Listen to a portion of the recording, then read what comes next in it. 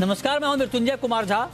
शाम के 5:30 बज चुके हैं और अगले आधे घंटे तक आपके सवालों का सबसे बड़ा मंच तैयार है। अगर आपने कमोडिटी में ट्रेड किया है या फिर नया ट्रेड करना चाहते हैं, जानना चाहते हैं कि आपके लिए कहां पर कमाई के मौके हैं, तो आप सवाल पूछिए। नंबर आप नोट कर लें 02223001634। इसके अलावा आप 02223001635 पर भी अपना सवाल पूछ सकते हैं। चलिए, अब हम लेकिन चर्चा की शुरुआत कर रहे हैं एक खबर के साथ। और खबर पहले आपको बैकग्राउंड बता दें।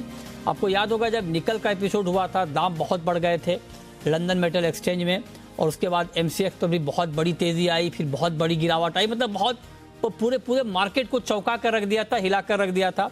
उसके बाद हुआ ये कि लंदन मेटल एक्सचेंज में ट्रेडिंग को रोक दी गई थी, लेकिन एमसीएक्स पर ट्रेडिंग रुकी नहीं, एमसीएक्स पर ट्रेडिंग चलती रही। और इसको लेकर के एक बड़ोदरा की कंपनी है इग्निस इंटरनेशनल इंडस्ट्रीज, इन्होंने एमसीएक्स के निकल के कामकाज पर सवाल खड़े किए हैं। और इन्होंने इस मामले को लेकर के पीएमओ को चिट्ठी लिखी है, और चिट्ठी कॉपी जी बिजनेस के पास भी है। इनका ये मानना है कि एमसीएक्स निकल फ्यूचर की ट्रेडिंग को ठीक तरीके से मैनेज नहीं किया गया, और इसमें एमसीएक्स नाकाम रहा है। निकल उठापटक को मैनेज नहीं करने का आरोप लगाया है इन्होंने। इनका कहना है कि जब 20% से ज़्यादा दाम बढ़ जाए किसी कमोडिटी का, निकल के संदर्भ में इन्होंने ये बात लिखी है, तो ट्रेडिंग को बंद कर देना चाहिए था, जो कि एमसीएक्स ने नहीं किया। इनका ये कहना है कि एलएमई की नहीं किया। इनका ये कहना है कि एलएमई की तरह एमसीएक्स पर भी ट्रेड को रोक देना चाहिए था। इससे कहीं ना कहीं ये लगता है कि सट्टेबाजी को बढ़ावा दिया गया है। ये आरोप इग्निस इंटरनेशनल ने लगाए हैं। हालांकि जो आरोप इन्होंने लगाए हैं, जो चिट्ठी इन्होंने लिखी है, जो ईमेल किया है, वो चिट्ठी की कॉपी हमारे पास है। हमने इसको लेकर के एमसीएक्स से जवाब भी मांगा, हमने उनको ईमेल भी किया है, एमसीएक्स के एमडी को, कॉपकॉम को। अब तक कोई जवाब नहीं आया है। आगे अगर कोई जवाब आएगा तो हम वो जवाब भी आप तक पहुँचाएंगे। तो ये कुल मिलाकर पूरा मामला है। इस पर हमारे साथ इस वक्त जुड़ रहे हैं एनएम महनोद साहब, जो कि इग्निस इंटरनेशनल इंडस्ट्रीज के डायरेक्टर हैं। महनोद साहब, बहुत बहुत स्वागत है आपका।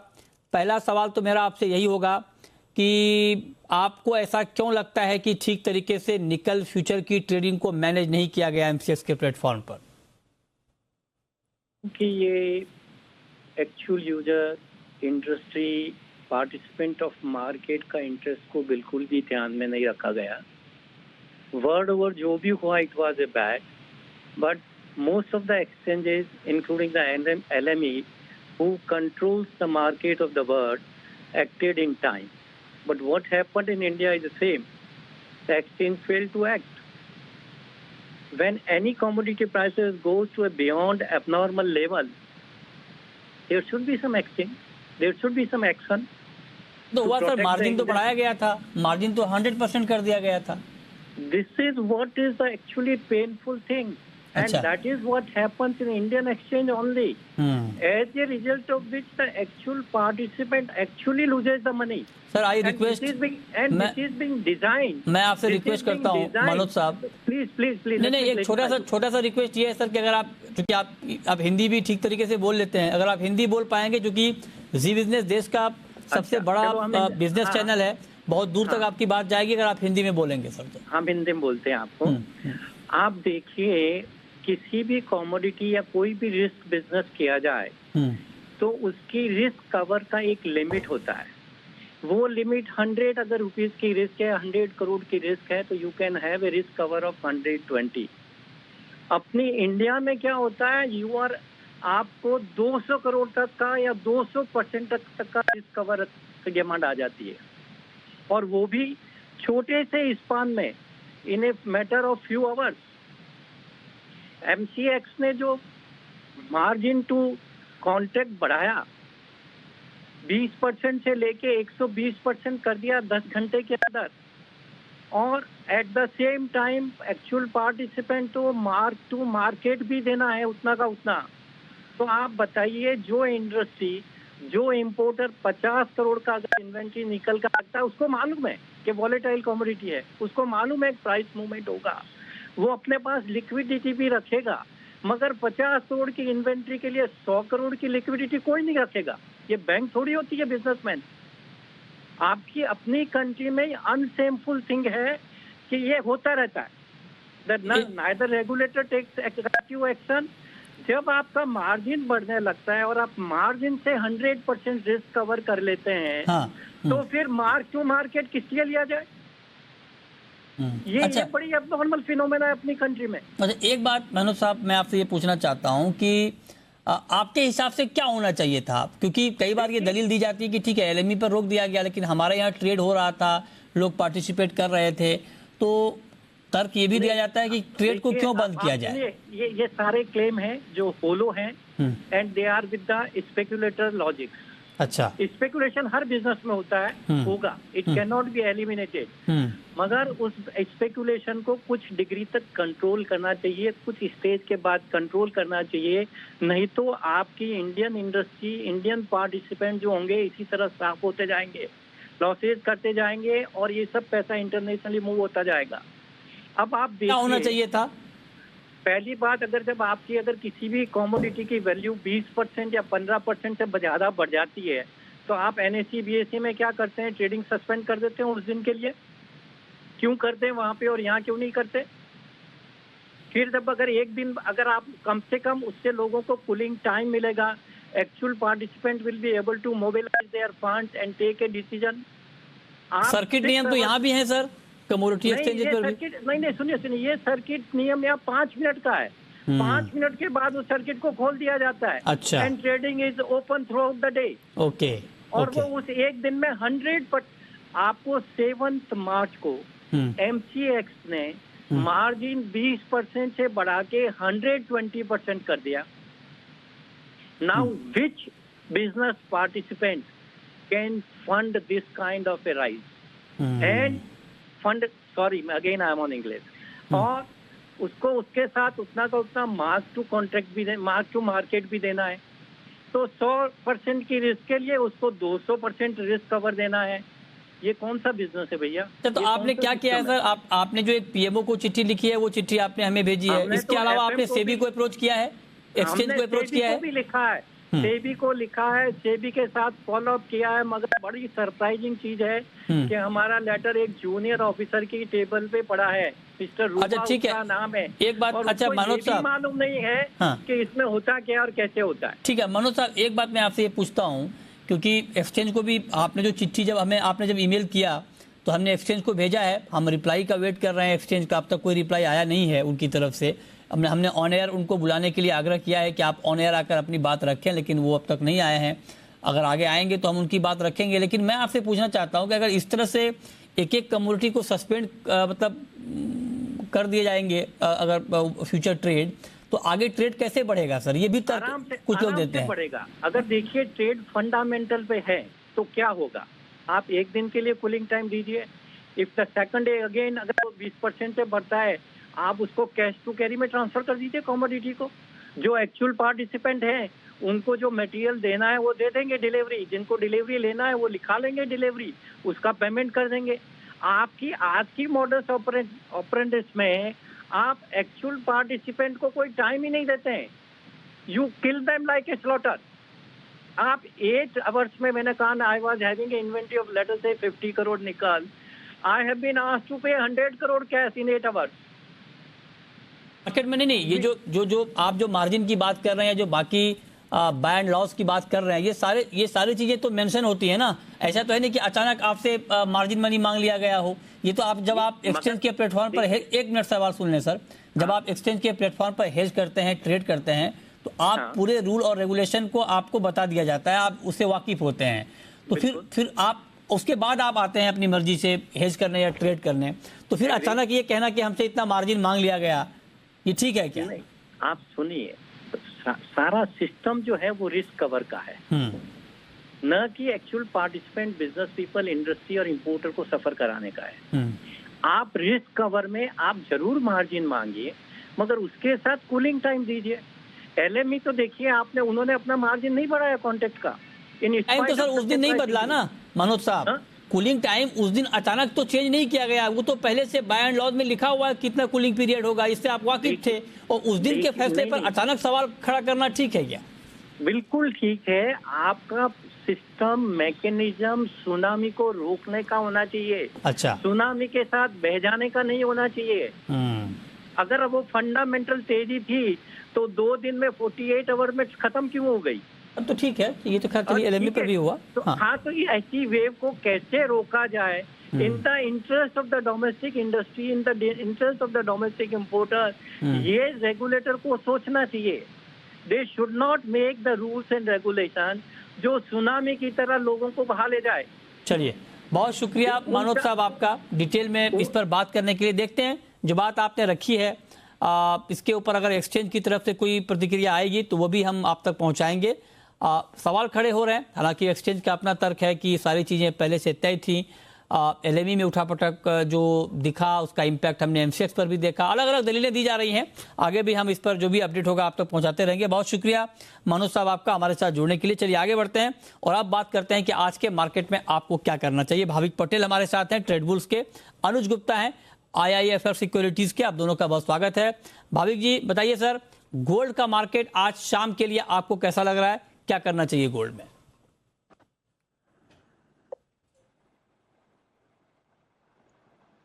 हेलो जी सुन रहा हूं, बोलें। हाँ जी, देखिए सोने की अगर राय मैं बताना चाहूँ तो आई थिंक आज थोड़ा कोई भी अगर देखे तो कोई ट्रिगर नहीं है इतना, तो उसकी वजह से आज सोने में मुझे लग रहा है कि एक साइडवेज मूवमेंट ही रहेगा। बट बाय ऑन डिप्स की स्ट्रेटजी ज़रूर से रखनी चाहिए जून कॉन्ट्रैक्ट में, जहाँ के 51,450 के करीब अगर आता है तो लॉन्ग के रिकमेंडेशन करूँगा 51,200 के स्टॉप लॉस से, और टारगेट रहेगा 51,900 का। आज के दिन मुझे लग नहीं रहा कि ज़्यादा मूवमेंट आ सकती है। अच्छा अनुज जी, 51,600 के आसपास है गोल्ड, बहुत ही रेंज में है, दायरे में ट्रेड कर रहा है। आपके हिसाब से क्या ट्रेड लिया जाए? मृत्युंजय जी गुड इवनिंग। देखिए लास्ट वीक हमने देखा था नेगेटिव टेरिटरी में क्लोज हुआ था, बॉन्ड यील्ड भी बढ़ी है। मेरा यहाँ पर थोड़ा सा सेलिंग का कॉल रहेगा। करंट रेट के आसपास बिकवाली कर सकते हैं। स्टॉप लॉस 51,950 का रहेगा, टारगेट 51,000 तक हो सकता है। हमें लगता है कि इंटरनेशनल मार्केट में भाव अभी करीबन $1932 के आसपास चल रहे हैं। एक्सपेक्टेड है नीचे में 1920-1915 डॉलर तक के लेवल देखने को मिल सकते हैं। कहीं ना कहीं पिछले 2-3 दिनों में हमने जो लास्ट वीक में गिरावट देखी थी, मुझे लगता है कि थोड़ी बहुत एक्सटेंड हो सकती है। क्रूड के भाव जो नीचे आए हैं उससे भी हमें लगता है कि मार्केट को थोड़ा सा कूल ऑफ मिलेगा। तो अभी फिलहाल थोड़ा सा मुझे लगता है कि गोल्ड सिल्वर के भाव हालांकि कोई मेजर ट्रिगर नहीं है, तो एक रेंज वार मूवमेंट रहेगी, बट मुझे लगता है कि मार्केट में हायर लेवल पे थोड़ा सा बिकवाली देखने को मिल सकता है। ठीक है, ओके, ये राय आपकी हो गई गोल्ड पर। चांदी पर आपका व्यू भाविक पटेल जी? चांदी में मैं थोड़ा व्यू नेगेटिव है कि जहाँ पे आज सेल ऑन राइज की रणनीति रखनी चाहिए। 67,350 के करीब अगर आता है मे कॉन्ट्रैक्ट तो शॉर्ट कर सकते हैं 66,500 सॉरी के टारगेट के लिए, और स्टॉप लॉस रख सकते हैं 67,700 का। ठीक है, तो ये राय आपकी चांदी पर हो गई। क्रूड की बात करते हैं। कच्चे तेल का मार्केट बहुत ज़्यादा फ्लक्चुएट कर रहा है, ऊपर नीचे हो रहा है। अभी आप देखिए कितना तेज उतार चढ़ाव है। आज दिन के कारोबार में 2-3 बार मार्केट बहुत तेजी से ऊपर नीचे हुआ है। चार्ट के जरिए भी आप समझ सकते हैं। अभी 73 रुपये ऊपर है, 7,630 का लेवल है एमसीएक्स पर क्रूड में। हालांकि फंडामेंटली मार्केट थोड़ा सा कमज़ोर हुआ है, क्योंकि एक तरफ सप्लाई बढ़ रही है और दूसरी तरफ डिमांड घटने की आशंका लगातार बनी हुई है। तो अनुज जी बताइए, क्रूड की ये तेज़ी टिकेगी अभी जो हम देख पा रहे हैं? देखिए मुझे लगता है कि यहाँ पे जो क्रूड अगर देखें तो 103-104 डॉलर के आसपास ट्रेड हुआ है, और जिस तरीके से यूएस ने स्ट्रेटेजी रिजर्व से क्रूड रिलीज करने की बात करी है, वो मुझे लगता है कि थोड़ा सा नेगेटिव हो सकता है। पिछला हफ्ता भी हमने एक नेगेटिव क्लोज होते हुए देखा था और क्रूड के भाव $110 के नीचे ट्रेड करते हुए दिखाई दिए थे। तो हमारा मानना है कि थोड़ा बहुत मार्केट जो है सेल ऑन राइज का मार्केट ही रहेगा, क्योंकि जिस तरीके से फंडामेंटल में थोड़ा सा चेंज होता हुआ दिखाई दिया है, तो यहाँ पर हमें लगता है कि बिकवाली के साइड ही आ सकते हैं। क्रूड अप्रैल एमसीएक्स में करीबन 7,600 के आसपास, ऑलमोस्ट करंट रेट के आसपास बिकवाली कर सकते हैं। स्टॉप लॉस 7,850 का रहेगा, टारगेट 7,250 तक देखने को मिल सकता है। हमारा मानना है कि इंटरनेशनल मार्केट में ब्रांड का भाव 100 से लेकर $98 तक दिखा सकता है। जिस तरीके से लास्ट वीक हमने ट्रेंड देखा है, हमें लगता है कि ये ट्रेंड भी इस हफ्ते भी वैसे ही ट्रेंड देखने को मिलेगा। सेल ऑन राइज का मार्केट क्रूड में यहाँ पर देखा जा सकता है। ठीक है, ओके, तो इस पर आप नज़र रखिए। कच्चा तेल 7600 पर बेचने की राय दी जा रही है, 7250 के टारगेट के लिए, 7,850 के स्टॉप लॉस के साथ। ओके, चलिए आगे बढ़ते हैं और अब हम शुरू करते हैं सवाल जवाब। पहला सवाल है प्रहलाद का। पूछिए प्रहलाद जी। जी सर, नमस्कार। नमस्कार, पूछिए। सर जी हाजिर में 100 बोरी गुआर पड़ा है, तो सर ये वायदा में ऊपर बिक रहा है हाजिर से 300-400 रुपए, तो उसमें सेल कर देंगे सर? बताइए भाविक जी। जी देखिए, गुआर में अभी थोड़ा बहुत अभी तेज़ी आई है, क्योंकि लास्ट वीक अगर नहीं देखें तो उससे पहले क्रूड के प्राइसेस बढ़े थे, तो एक्सपेक्टेशन है कि एक्सपोर्ट भी थोड़े बढ़ सकते हैं। आई थिंक मुझे अभी भी लग रहा है कि 6750 से 6800 के करीब फ्यूचर में आ सकते हैं, तो उसकी वजह से अगर हाज़िर के भाव है वो भी मुझे लग रहा है कि ऊपर आ सकते हैं। तो अभी नेट शॉर्ट टर्म में मैं बुलिश ही हूँ गुआर में। आप बुलिश हैं गुआर में, इस पर आप नजर रखिए। नेक्स्ट कॉलर आशीष हैं हमारे साथ, पूछिए Ashish. Good evening sir. Good evening, पूछिए। सर मेरा सवाल था कि सोयाबीन 9,000 रुपए तक कब हो जाएगा, और जैसे सर क्रूड ऑयल का जैसे दाम घटी है तो उस पर इसका इम्पैक्ट क्या सोया तेल और पाम तेल पर भी आएगा क्या सर? सोया तेल और पाम तेल का आगे क्या पोजीशन रहेगा सर? बताइए अनुज जी। क्रूड के भाव अगर कूल ऑफ होते हैं तो हम खाद्य तेलों में भी एक नरमी आते हुए देखेंगे। और अगर हम देखें तो पिछले कुछ दिनों में रिफाइंड के भावों में हमने गिरावट देखी है, क्रूड पाम ऑयल के अंदर भी हमने कूल ऑफ आते हुए देखा है, इवन सोयाबीन के प्राइसेस में भी हमने कूल ऑफ देखा है। तो कहीं ना कहीं अगर क्रूड के भाव नीचे आएंगे तो बायोफ्यूल के चलते हमें लगता है कि थोड़ा सा नेगेटिव ट्रेंड यहाँ पर भी आ सकता है, मीन्स कूल ऑफ जो है एडिबल ऑयल्स में आ सकता है। हमें लगता है कि अभी फिलहाल जो सिचुएशन है, लगता नहीं है कि सोयाबीन के भाव 9,000 जाते हुए दिखाई देंगे। हमें लगता है कि हायर लेवल पे यहाँ पे कूल ऑफ का सिचुएशन देखने को मिलेगा, क्योंकि अगर हम इंडिया की बात करें तो यहाँ पे सरसों की काफी अच्छी फसल देखने को मिली है, और उससे हम देखें तो सरसों के प्राइसेस में एक कंट्रोल यहाँ पर आता हुआ दिखाई दिया और भावों में कुछ नरमी देखने को मिली है। हमें लगता है कि अभी फिलहाल एडिबल ऑयल्स में एक जो ट्रेंड है वो थोड़ा सा एक नेगेटिव हो सकता है और भावों में कूल ऑफ देखने को मिल सकता है। निखिल हैं नेक्स्ट कॉलर हमारे साथ जोड़ रहे हैं। निखिल, पूछिए निखिल जी। सर मेरा नेचुरल गैस का सवाल है, इंट्राडे में नेचुरल गैस में क्या करना चाहिए? नेचुरल गैस में क्या करना चाहिए, ओके। बताइए भाविक जी। नेचुरल गैस का मार्केट बहुत ही रेंज में है, 437-50 के आसपास है। आज कोई ट्रेड इसमें?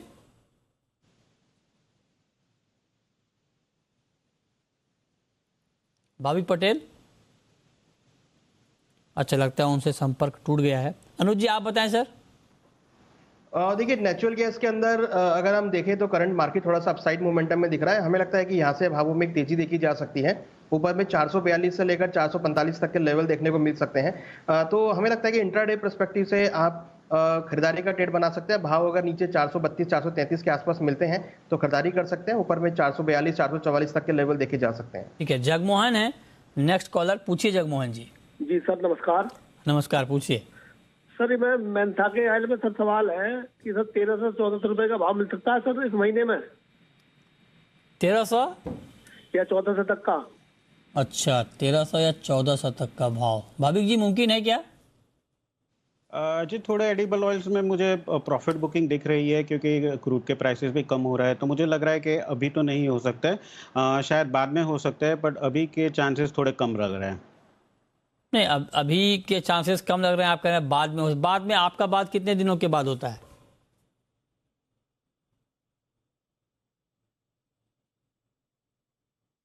भाविक जी। जी एटलीस्ट ये महीने में तो मुझे नहीं लगा। आई थिंक 2 या 3 महीने के बाद अगर वापस क्रूड के प्राइसेस बढ़ते हैं और इन्फ्लेशन थोड़ा बढ़ता है तो प्राइसेस हो सकते हैं, बट 2 महीने में मेरा व्यू नहीं लग रहा कि 1300 आएगा। आई थिंक 2 महीने में मुझे लग रहा है कि 1100 से 1200 के बीच में ही ट्रेड करेगा ये प्राइसेस। ठीक है, तो इस पर रखिए नज़र आप। चलिए आगे बढ़ते हैं। नेक्स्ट कॉलर अंकित हैं, पूछिए अंकित जी। गुड इवनिंग मृत्युंजय जी। मेरा क्वेश्चन गोल्ड पे है कि आज के ट्रेड में मतलब क्या रेट पर शॉर्ट करना अच्छा रहेगा, एंड सेकेंडली क्या रेट के बाद गोल्ड में ब्रेकआउट आने की संभावना है? बताइए अनुज जी। हमें लगता है कि करंट रेट के आसपास करीबन 51,600 के आसपास आप इंट्राडे के लिए बिकवाली कर सकते हैं। नीचे में आपको 51,000 तक का टारगेट देखने को मिल सकता है। ब्रॉडली अगर बात करें तो जो इंटरनेशनल लेवल्स की अगर हम लेवल्स की बात करें तो नीचे में $1,870 और ऊपर में 1,960, ये रेंज है जिसके बीच हम देख रहे हैं पिछले 1 महीने से मार्केट ट्रेड कर रहा है। तो अगर आप ब्रेकआउट लेवल्स को वॉच करना चाह रहे हैं तो 1870 को नीचे में और ऊपर में $1,960 के, ये इस लेवल को आप वॉच कर सकते हैं। आइदर साइड अगर मार्केट का ब्रेकआउट आता है तो वैसे ही आपको ट्रेंड देखने को मिलेगा, तो आप ये लेवल्स को वॉच कर सकते हैं और इंट्राडे के लिए हमें लगता है कि आप बिकवाली का ट्रेड बना सकते हैं। ठीक है, राजू पटेल हैं हमारे साथ, पूछिए पटेल साहब। जी sir good evening. Good evening, पूछिए। मेरे पास जीरा पड़ा है 10 टन, क्या लेवल देख सकते हैं 3 महीने में? 3 महीने में जीरे का क्या लेवल दिख सकता है? आज जीरा 35 रुपए बढ़कर बंद हुआ है। अनुज जी बताइए 3 महीने में जीरे का क्या लेवल दिख सकता है? देखिए, मुझे लगता है कि जीरे के अंदर जो आज इसने हाई बनाया है ये आगे भी कंटिन्यू रह सकता है। और 3 महीने, क्योंकि देखिए काफी फास्ट कमोडिटी है, तो 3 महीने का प्रिडिक्ट करना तो मुश्किल है। बट हाँ, मुझे लगता है कि 23,000 का लेवल यहाँ पर देखने को मिलेगा। हो सकता है कि आपको ये मई एक्सपायरी में आपको ये देखने को मिले, मींस करंट रेट से करीबन 600-700 रुपए की तेजी। तो 3 महीने का तो नहीं, बट हाँ 23,000 का लेवल मुझे लगता है कि आपको मई एक्सपायरी में देखने को मिल सकता है। ओके, ठीक है, तो ये राय आपकी हो गई जीरे के ऊपर। आज 22,685 ये मई वायदा की क्लोजिंग है। नेक्स्ट कॉलर दिनेश हैं, पूछिए दिनेश जी। सर चीनी और गुड़ में क्या चल रहा है सर, क्या उम्मीद है? चीनी और गुड़ कवर करते हैं क्या भाविक जी आप? सर मैं रियल में काम करना चाह रहा हूँ चीनी में। अच्छा, आप अनुज जी? देखिए, चीनी और गुड़ में अगर देखेंगे तो जो प्राइसेस हैं वो बढ़े हैं पिछले, अगर हम दिनों से ट्रैक करें, क्योंकि जिस तरीके से जियोपॉलिटिकल टेंशन आई है तो उसकी वजह से भाव बढ़े। दूसरा, ये गर्मी की वजह से भी हमने देखा है कि जो सरकार ने कोटा रिलीज किया है उसके साथ साथ जो डिमांड है वो भी बढ़ी है। तो ओवरऑल अभी जो सीजन है, क्योंकि गर्मी अगर आप देखेंगे तो इस समय जो मौसम है वो बहुत तेजी से तब्दील हुआ है, तो जनरली इस टाइम में हम अच्छी खासी डिमांड देखते हैं। तो फिलहाल अगर ये ट्रेडर हैं या अगर स्टॉकिस्ट हैं तो मुझे लगता है कि इनको माल को रखना चाहिए, क्योंकि अभी हमें लगता है कि शुगर और गुड़ में आगे तेजी देखी जा सकती है। ठीक, नेक्स्ट कॉलर गणेश हैं भुवनेश्वर से, पूछिए गणेश जी। सर नमस्कार, मेरा जिंक पर सवाल है। मैं जिंक पे शॉर्ट है 355 पे, तो क्या एसएल रखूं और टारगेट क्या रखूं या निकाल जाऊं? जिंक में क्या एसएल क्या टारगेट बताइए अनुज जी। जिंक में देखिए अभी हमने देखा है कि मार्केट अभी हाई बनाकर आया है, मगर कहीं ना कहीं नीचे अगर भाव 358 के आसपास मिलते हैं, मींस करंट रेट से 2 रुपए नीचे मिलता है तो आप खरीदारी कर सकते हैं। 355 का स्टॉप लॉस लगाएं, ऊपर में टारगेट 363 तक देखने को मिल सकता है। थोड़ा सा ज्यादा वोलेटाइल है अभी जिंक का काउंटर, तो थोड़ा वेट करें। नीचे 358 के आसपास अगर लेंगे तो आपको वहां से अच्छा ट्रेड मिल सकता है। ओके, ठीक है, तो 360 रुपए के ऊपर है भाव, 4 रुपए के आसपास की तेजी है इस वक्त। और अब वक्त है रैपिड फायर राउंड का।